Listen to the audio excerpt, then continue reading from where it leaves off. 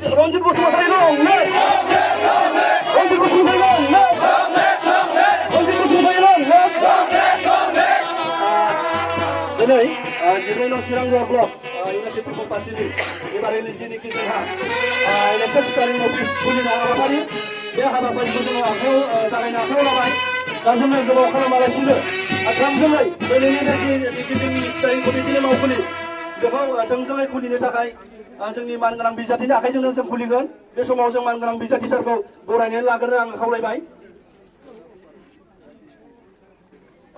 मानगोनां बिजाथि सारखौ जोङो गांसे आर'नाइजों बरायनानै लागोन UPPL long live! Long live! Long live! UPPL long live! Long live! Long live! UPPL long live! Long live! Long live!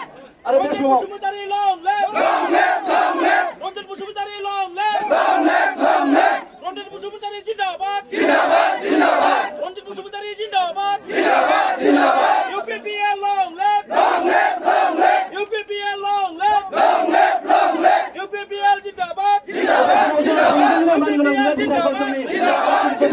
दा बेखौ मा खालामजागौमोन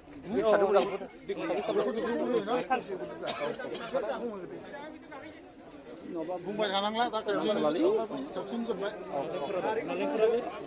बे समाव मानगोनां जोंनि बिजाथि सारा जोंनि जेनोखि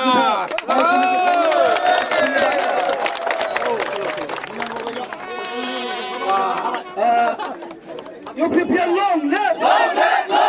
UPPL long live! UPPL long live! Ronjan Busumutari long live!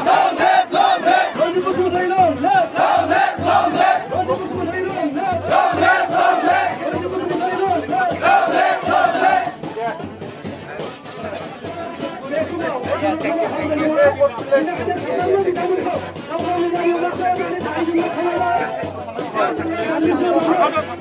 Sir!